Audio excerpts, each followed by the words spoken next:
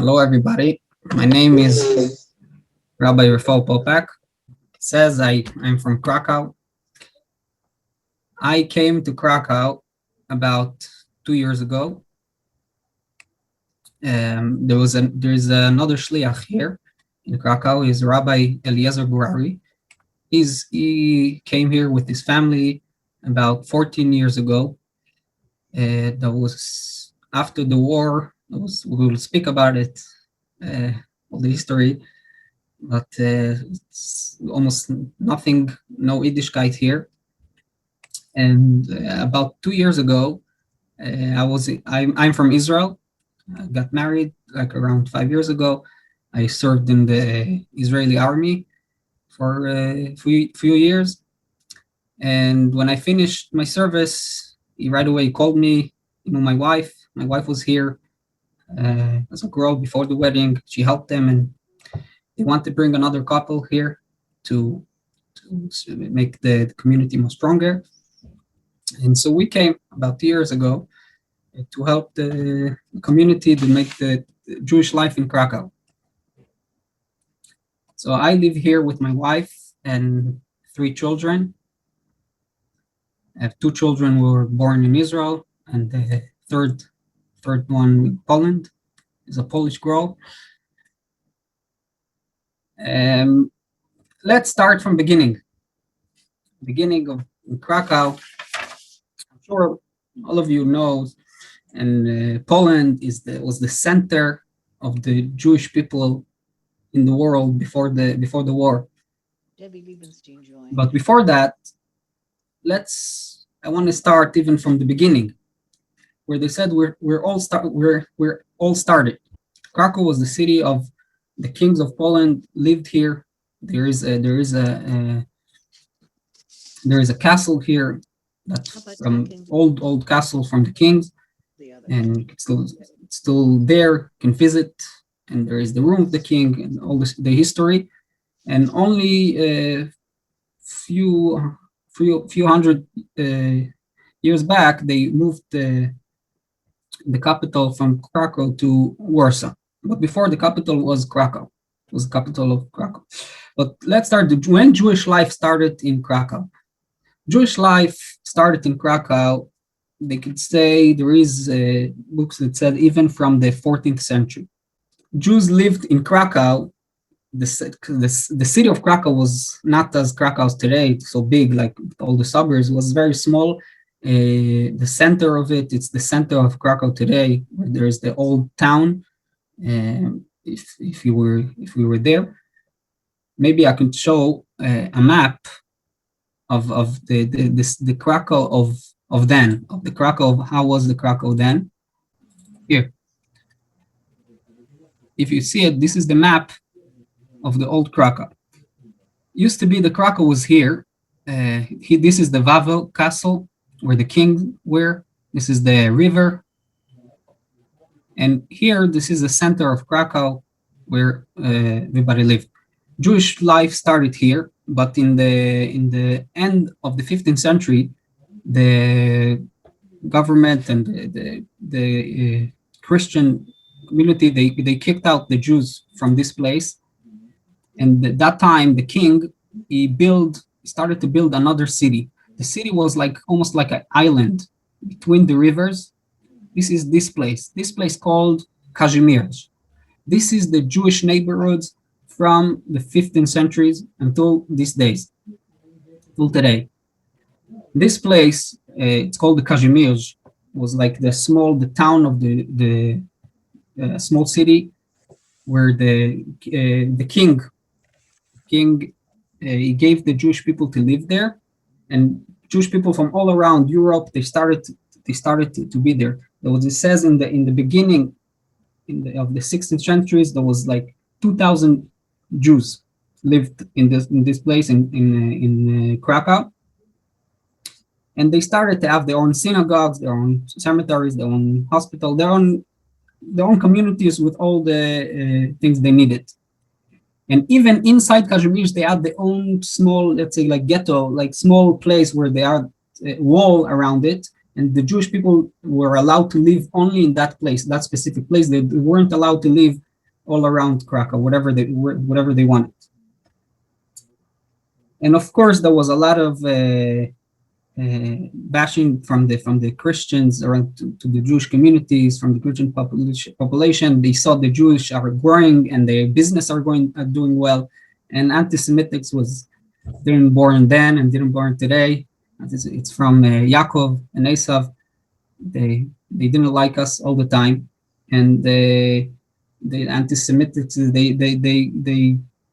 they did pogroms, and they beat the Jewish people. And there was many problems with negotiation between the Jewish people and the not Jewish community. But with that, the life started, and the Jewish community grew, and there was more people and more people. There was even wealthy people in the Jewish community.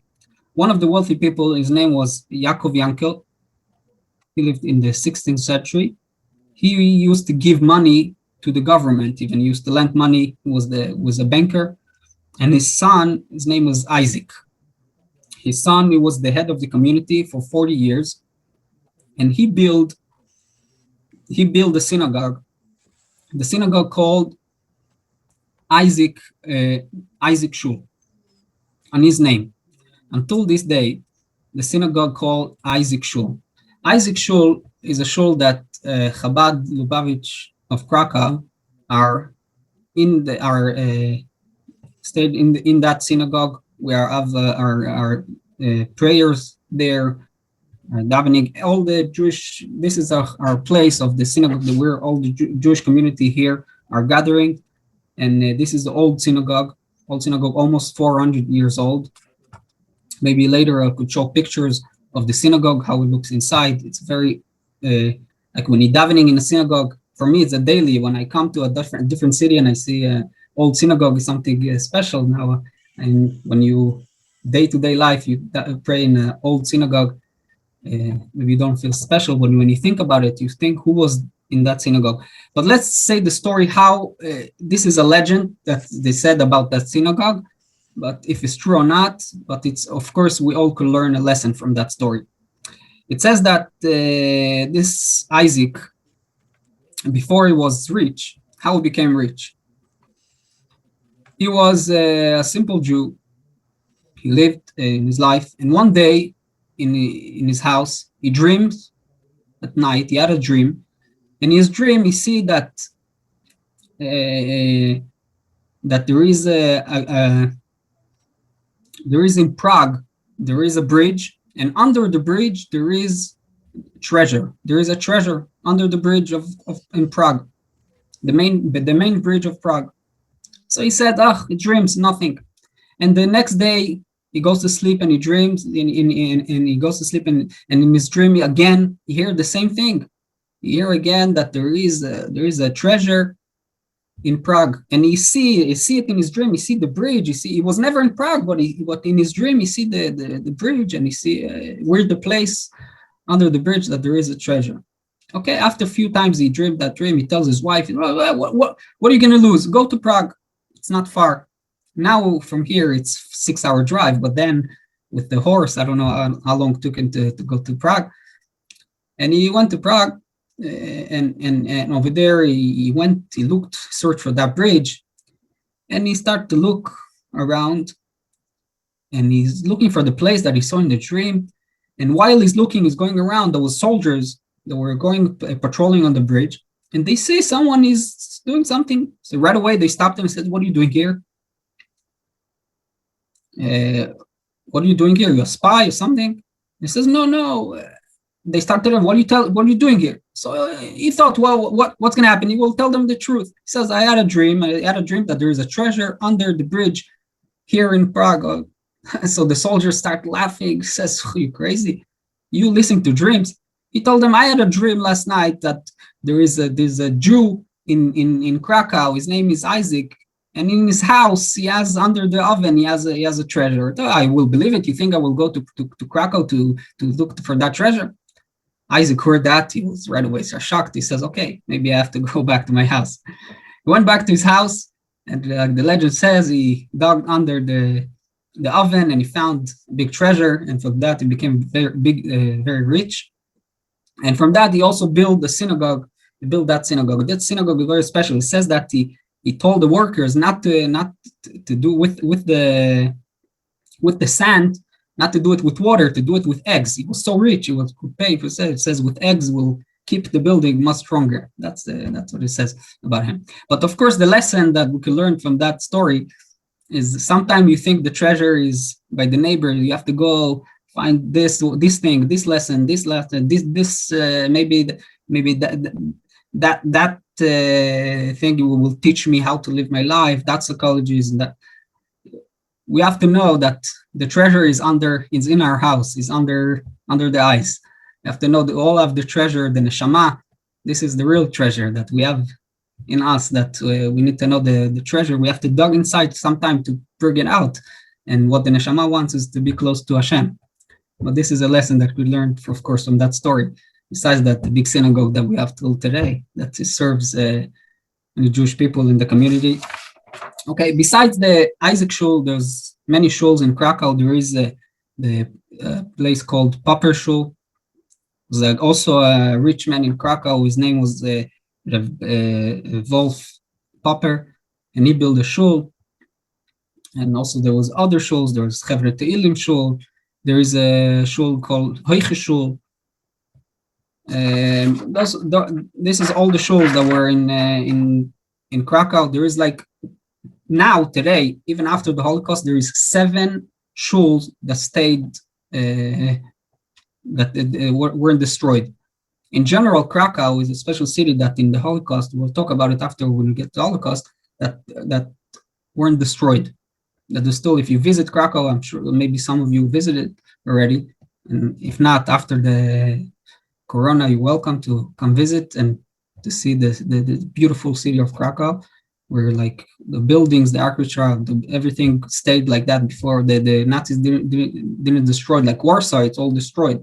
But the Krakow stayed. The next, there was Jewish people. The Jewish community grew by the years, and there was many famous people that live in Krakow. There was many rabbis that live in Krakow. The big yeshivot, and schools, and many things in Krakow. And the most famous person, rabbi, that were in Krakow is the Ramo. I'm sure you heard about the Ramo. Moshe Israelish. He was born in Krakow to his father, Rabbi Israel. His father was a rich man. He had a nice synagogue that does not exist now, but he became a Rav. He was very young when he became a Rav in Krakow. He was under 20 years old. It was not even 20 years old that he became a Rav, and he was very famous Rav. He was very strong, and he had till today there is a synagogue called the Ramah Synagogue. It's a pretty small synagogue that says was his yeshiva and his synagogue, and there is a cemetery behind it where he buried. There is the grave of the Ramah in that old cemetery of Krakow. It's in the middle of the city, in the middle of the neighborhood of Kazimierz. There is the new place called New Cemetery, relatively new. This is in the other part, but over there also there is many tzaddikim. That's why there is many Hasidim all the years now, because of the pandemic, that people not coming really so much.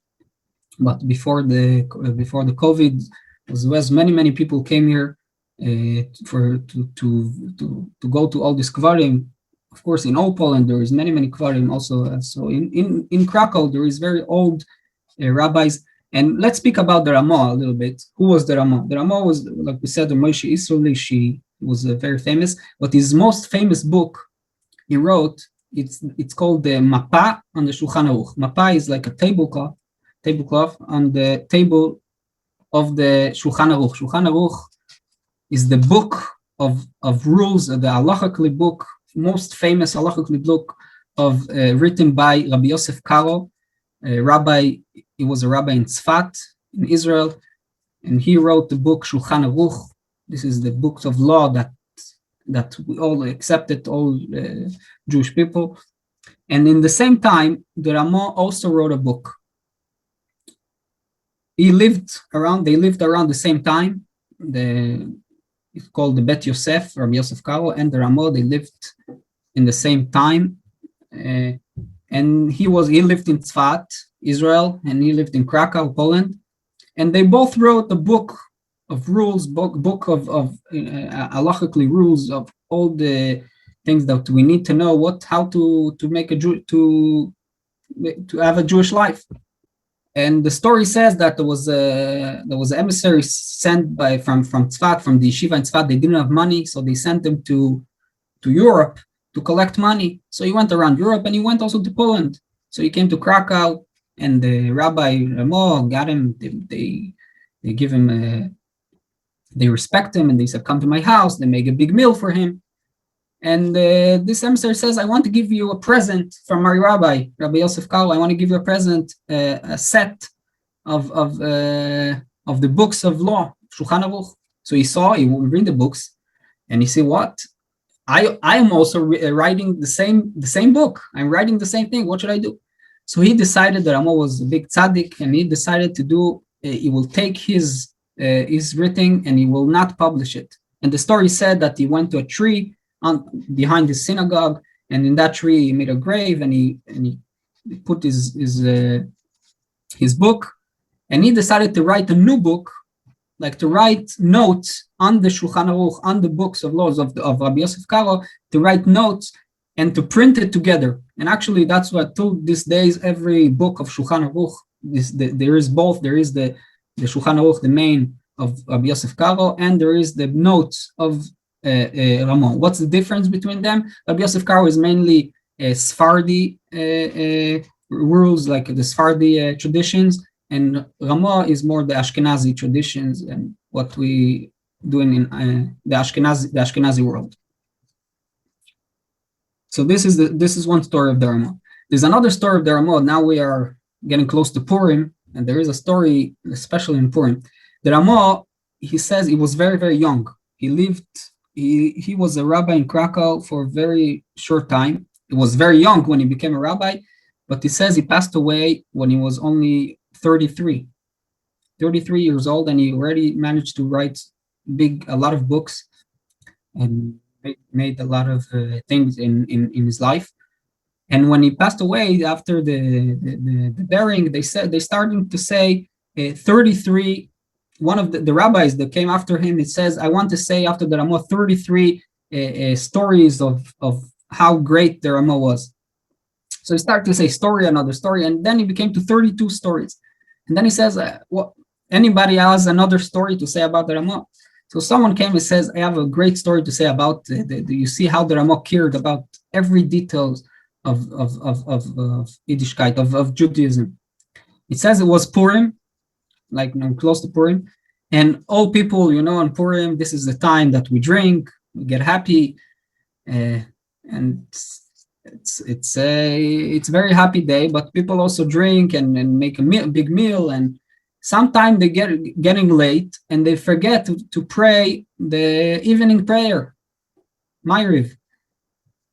So the Ramo, he was the rabbi of Krakow, was very busy, and he had his own meal in his house, and he had to do all this. But even though he still remember, he went from door to door, he knocked on the doors, and he reminded every family, he reminded them to pray the evening prayer. How he did it, he didn't want to embarrass them, like you don't remember to. So he came to one house, he says, "Do you have a towel? I need to wash my hands to pray the evening prayer." And they said, "Oh, we also have to pray that." And then he went to another house, "Do you have water?" And he came to each house, and he did it he was so smart. There was many stories about the Ramo, how he was so smart, it was so kind, and his care, empathy to every Jew. And he's the most famous place. When you visit Krakow, everybody knows. Also, not Jewish people visit. They know that Ramo is one of the places they must visit in Krakow. There is also the synagogue of the Ramo. They concentrate it, but it still looks very, very nice, very, very beautiful. They renew it in the generations. Also, Jewish people continue. Of course, the community of Krakow grew, and they even in that time they're not only allowed to live in Krakow were the small Krakow. Also, they were allowed to live in not only Kazimierz, also they already went around all over Krakow.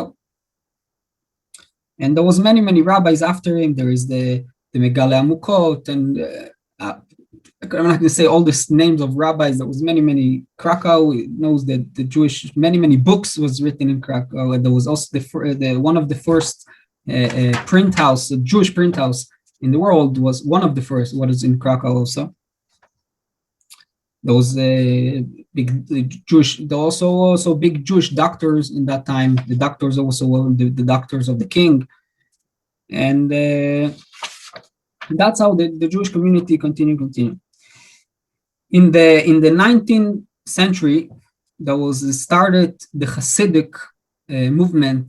It became to Krakow. It was an Chassid. It was a Chassid of Elimelech Milizhensk. Melech Milizhensk he went to Poland. He was a student of the Baal Shem Tov. If you know about the Baal Shem Tov, so he had a student, his name Rabbi Elimelech, and he went to a city called Lizhensk. Until these days, in Lizhensk, there is the grave of big tzaddik Melech Lizhensk, and he had a student. His name was Kalman Klunimus, and he wrote a book called Maor V'Shemesh, and he went to Krakow. In that time, Krakow was not really Hasidic, and he started to spread the Hasidic of the Baal Shem Tov, and from then Poland became more Hasidic and more Hasidic. There was many rabbis of Hasidic that were in Poland. All around Poland, there is tzans, and there is the Gerer Hasidim and the Alexander Hasidim. There was many Hasidim that came from Krakow. Also, there was a big tzaddik. His name was Rabbi Shimon Sofer. He was the son of Chatam Sofer. He also was a great rabbi in Krakow. Okay, and then to the really most population of Krakow, Jewish people in Krakow came in the time between the World War I and World War II. The number became to 50 or 60,000 Jewish people that lived in Krakow, and they started to have schools and yeshivas. But there was one problem. The one problem was that there was no school for girls. And in that time, in the beginning of the 19th century, the girls had to go to a school. So all the girls, they went to not Jewish schools. They learned with not Jewish girls.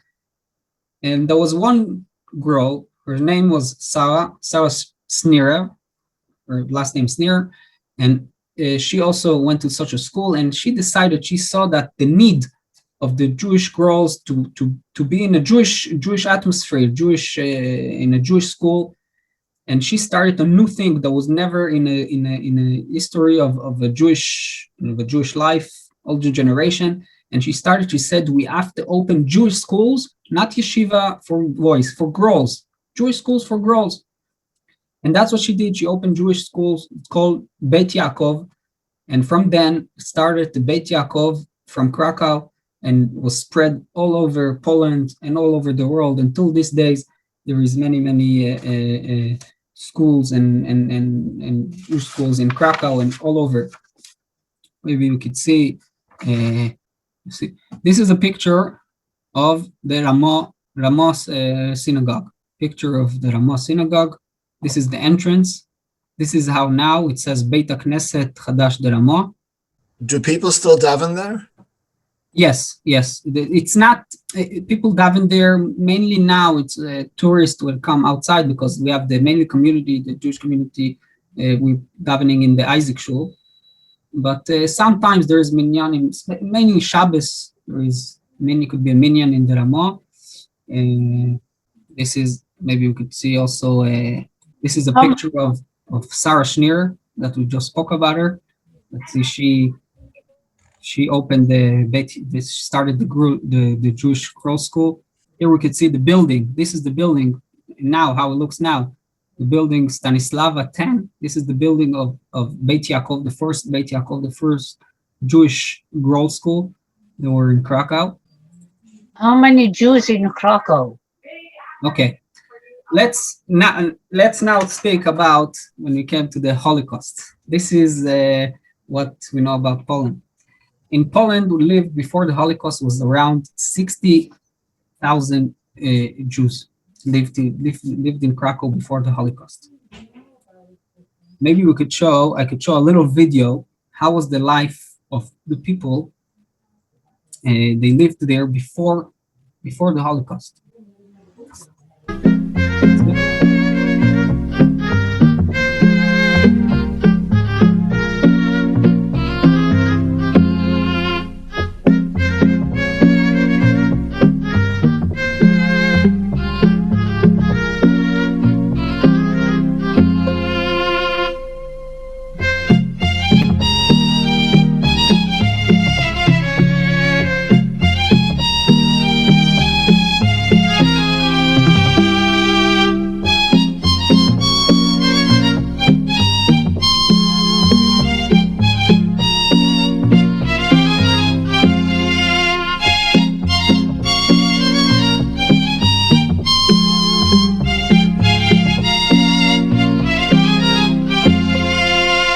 You can see here Jewish, like how Jewish life were in the old Kazimir. It's very. This is Isaac Shul. You see here. This is the old Isaac Shul. There was a market, a fish market. Now there's buildings here.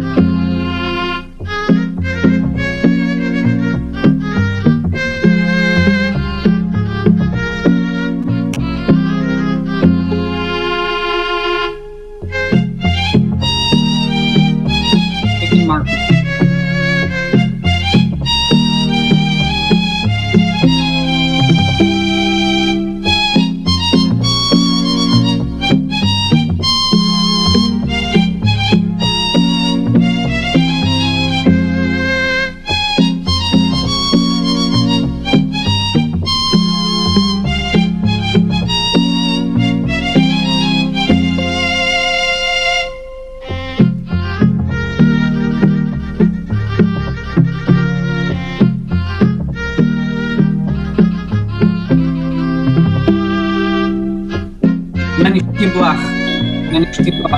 Many synagogues. Shtiblach is a small synagogue. See people daven besides the big. There are people there.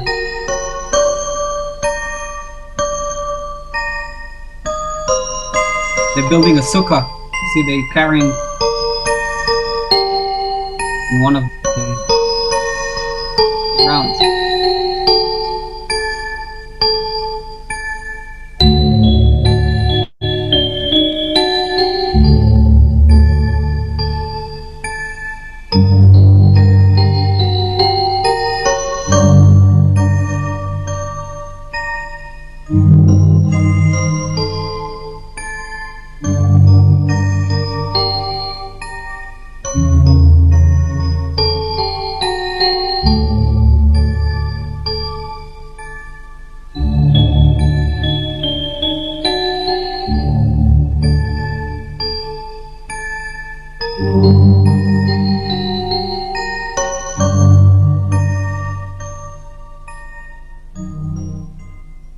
Okay, this is a video. Can I ask you a question?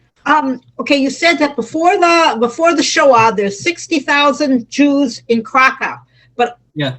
between 1880 and around 1920, there must have been a lot of Jews from Krakow that went to America. Do you know how many Jews from that area, went to America because of either economic persecution or because of, regular old anti-Semitism and getting killed? How many?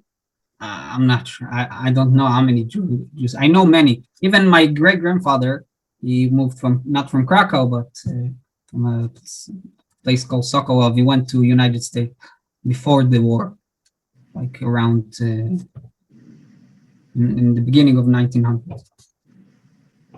I don't know how many Jews before, but in the time before the Holocaust, there was around 60,000 Jews. In the beginning, when the Nazis came, there was many Jews came from all around, and because they came from around Germany, from all the cities around, and the number became also to 80,000.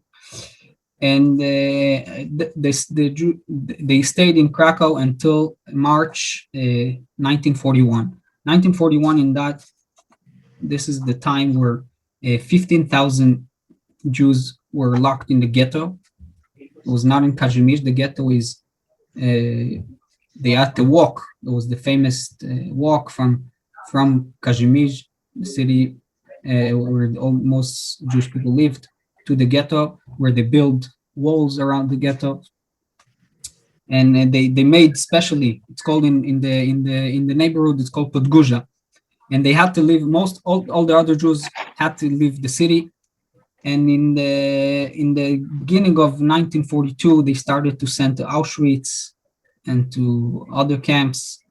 And there was many Jews sent until the time of 1943. In March 1943, they already finished. They cleared the whole ghetto, and they sent half of them to death, God forbidden, and the other half they sent to the camp. They built a camp on the Jewish cemetery. There was a Jewish cemetery in a place called Prashov, and there was a big cemetery there, and they cleared the whole cemetery. They took Jewish workers. I don't want to talk about too long about the Holocaust. Could be a special, it could be 10 meetings, only even more about the Holocaust. But just in short, to say the history of Krakow, because we're not here to talk only about the Holocaust. It was then they sent them to Prashov, and from then they started also from there to Auschwitz. And already in January 1945, the last Jews were in Prashov. They were already sent to Auschwitz, and very few survived. After the Holocaust, a lot of the Jews came back. As many Jews came back to the Holocaust. Came back to Krakow, that were survivors from the camps and people that survived from the ghetto, and they came back to find their houses. A lot of them, the Polish owners, the Polish people that they already took the house over, some of them killed them. Some of them were a lot of pogroms, and already after in the 1960s, already most of the Jews left, and there was when the communists, especially when the time of the communism, was almost no Jewish people in Krakow. After the end of the communism, a lot of the Jewish people in Krakow were hidden themselves. They were scared. Even till these days, I'm sure there is many families, even they don't know that their parents were Jewish, and they were hidden. There was many families before the Holocaust that they sent their children to the not Jewish families just to save the children that should stay alive. And the Polish family raised them as not Jewish, and they didn't know, maybe even till the last days, and they still don't know it. But about these Jews, we don't have information. What we know now in Krakow, we assume there is not so many original Polish Jews that live here. Not so many. There's few, maybe around 100, 150. But there is many Jewish people that came here even for business or for work, or there is children of Polish immigrants that they have because they have Polish passport and they could work here, and they came back here. And now the community, we have around 500 Jewish people in Krakow. What we work here, especially we have the community, a small community to come to make if it's a Purim, Hanukkah, or Seder, and we have many tourists. Usually before the pandemic, Krakow is very tourist place. Krakow is a place that there is in a year could be could be a few hundred of thousand tourists. From them, a lot of Jewish people. There is every year there is the March of the Living. If you heard about it, this is the March of the Living coming from Auschwitz to Birkenau, and Auschwitz is an hour away from Krakow. This is the big city of Jewish community near Auschwitz, and there is many young Jewish people. They come to Krakow, they come to Auschwitz, and they march from Auschwitz to Birkenau, the same that the Jewish people then, in the time of the Holocaust, they had to march, and they got killed. And now we show this is called the March of the Living, and that time also there is many groups, Israeli groups, because Israel sends every students that come to 12th grade. They have a trip to Poland to remember the Holocaust, to remember the Shoah, and to remember that never again. And that's what we do here. We try to keep Jewish life in Krakow, keep it alive. Maybe I could show pictures from our work a little bit. How many picture there is here? Do you have any idea how many Jews total in Poland? Around 1,500, maybe. Not so many. Very, very. Poland, as really after the Holocaust, is like cursed. Okay, this is Isaac Shul. In the good days, we could say. I can explain why I'm saying the good days, where there is a community and many tourists came. Very beautiful old synagogue. This is a synagogue for almost 400 years old. And this is a work that we do for the Holocaust. This is the Plaszow camp, where was the Plaszow camp. The Nazis destroyed everything. So now there is only a memorial stone there.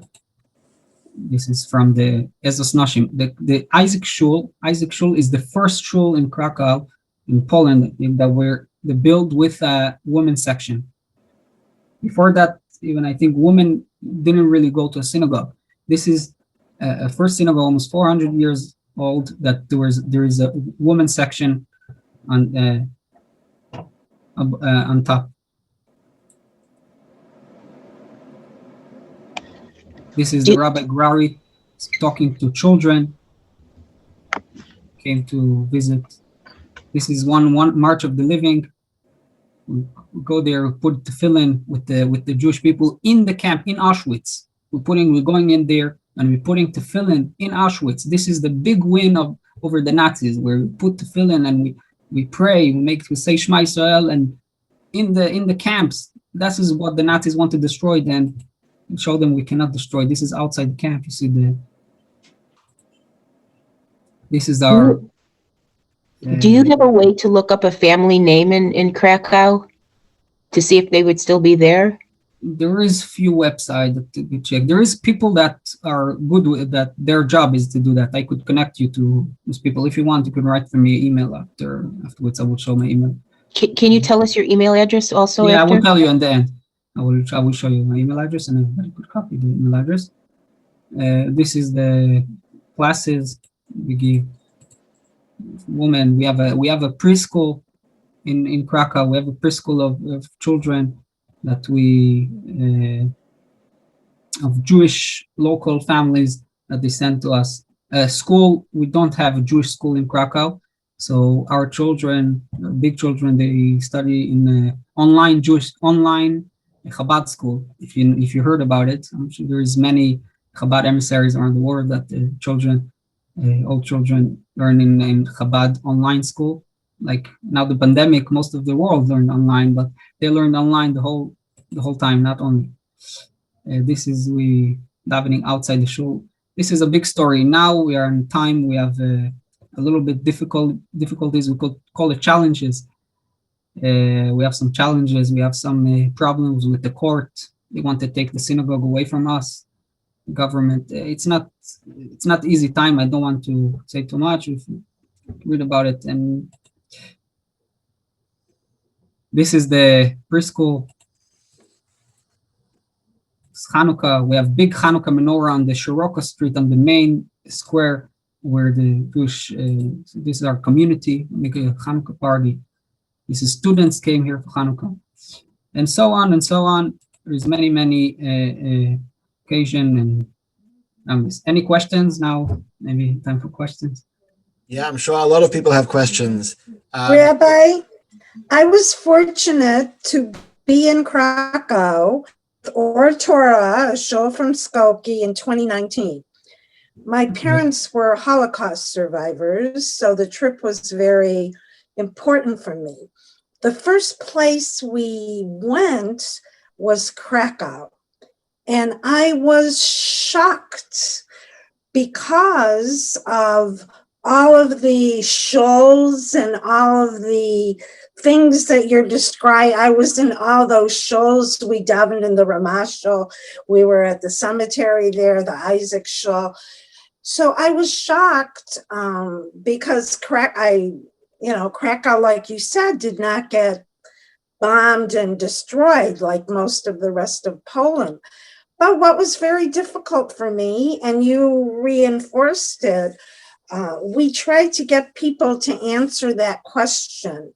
How many Jews are there? Even though all these beautiful, and the square with restaurants with Hebrew writing on them, but how many Jews are really in Krakow? And it was very difficult to get anybody to answer that question. So I appreciate how you are doing what you're doing there and at least gave the answer to that question. Unfortunately, my mother, may her soul rest in peace, she never wanted me to go to Poland, and I understand that. And even now, some of the other countries, mainly Germany, who, we know what they did, but at least they have a guilt complex and are doing things and admitting what they did.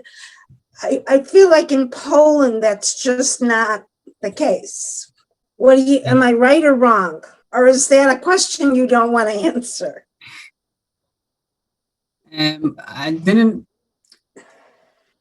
There is many people that don't want to. She's not the first one. She's not. Many people. They took it differently. If they want to come back to Poland, or they don't want to come back to Poland. I know Holocaust survivors. They said, yes, we come here, and this is a win. We say we come here and we are alive, and we have children, we have great-grandchildren, and they come here and they put tefillin and they pray in the synagogue, and they show that we Am Yisrael Chai, we're alive, and we. That's the Nazis didn't do the job, and I understand the people that they said they have hard time to come. They says this is a cursed land that we don't want to come back. And for me, it's hard. A lot of time when I travel around in Poland and we go next to the forest, I'm looking on the floor. I'm just terrified to think only how much Jewish blood there is in that land, and it's really, really scary to know how many people have to be killed. It was really and really the trip for me was life-changing. Even though I always knew I was born in the DP camps, they couldn't get to America. Mm-hmm. But even always knowing and hearing the stories, but actually going to all of the concentration camps and the Warsaw Ghetto, and not like hearing about it. Actually, it was. Yeah, I understand. But we are here, so yes. And you are there doing a good job. So thank you. Thank you. Rabbi Popack, how do you get your kosher meat? Do you have a shochet in Krakow or in Poland? Okay, meat is the easiest thing to get here. Most of the meat that goes to Israel comes from Poland these days. So there is big many factories of meat, kosher meat here. Most in Israel, there's not so many animals. They're expensive, so they do it in Poland. In Poland, it's very easy. It's pretty cheaper, and they have a lot of animals. So a lot of the kosher meat. So we can get from the local kosher places. The problem is not the meat. Let's say milk. If you want to kosher Chalav Yisrael milk, so we don't have fresh milk. I don't know. I didn't drink milk for a year, maybe. We have here, the milk that good for a few months. I don't know how to say it in English. Preserved. Syrup milk, yes. We get it I from was- Hungary. I was, And also the rest of the thing that fruits and vegetables, of course, we could buy everywhere, and fish, but we have products that we get from Israel, so we get them shipped from Israel to Hungary or to Germany, and from them we have a small kosher shop in our Chabad house. We have a small kosher shop to serve the Jewish community and the tourists. It's almost non-profit, even we lose from it. It's just to make sure this is the only source of kosher food for the Jewish community in Krakow. So this is how we get our kosher food. Very interesting. can I say something? When I was in Poland about 8 years ago, I went to Warsaw and we visited a synagogue. They wouldn't let us in. The security was so strong. We had to show, they had a police by the building, and we had to show our passport and identification. But we did get in at the end, and the women upstairs and the men downstairs. It was really nice to visit there. And we did get to talk. There's only one synagogue, one old synagogue in Warsaw that stayed. It's called Nozik Shul. Yeah, that's the one. In Warsaw, there is only one synagogue. Most of all the synagogues were destroyed. In Krakow, there is 7, even more than 7 synagogues. Oh, you have 7 synagogues today there? Yes. They all not active. The active one is only Isaac Shul and the Ramah Shuls time to time. But Who maintains these 7 synagogues? Is that the Polish government? And there is the official Jewish community here in Krakow that they are in charge of. The Polish government gave to all the synagogues. They're in charge of it. And now most of the synagogues are museums. Like people come to visit, them. Not really active daily. The only active daily is really Isaac Synagogue that we pray there 3 times a day, and Shabbos and. Is there a Jewish federation? No, there is a called Gmina, a Jewish community. Where is the nearest big Jewish community? The nearest big Jewish community is in Warsaw. And from there is you have Austria, Vienna. There's Hungary, Prague. So you do have Chabad in Warsaw as well. Yes, there is Chabad in Warsaw and Chabad in Krakow. There's only 2 Chabad in Poland. There is also Jewish people in Gdansk and in Poznan and also the big cities, but not so many. Very small communities. Wrocław, not so many. There is synagogues in that places. There is very, very small Jewish communities. So how is anti-Semitism in Poland today? The big question. Baruch Hashem, thank God, in Poland there is no relation of anti-Semitism. They just show love to the Jewish people. They're very, I don't know if they regret or they don't show it in public, but we don't see any kind of anti-Semitism. Almost nothing. I never got in my 2 years here. Maybe someone once said something, but this could be anywhere.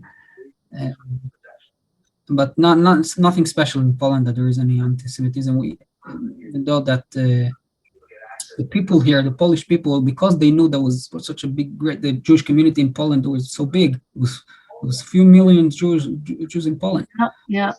And they knew about it, so that's why they tried to study about it. In the big university in Krakow, they have special Judaism studying, and they come to visit all the synagogues, and they want to learn about it, and they want to know about it. And what someone mentioned before, that you see all the restaurants and all the places which says in Hebrew, they're not really kosher. There is no kosher restaurant. We don't have kosher restaurant. If I want to go to a restaurant, I have to go to my kitchen.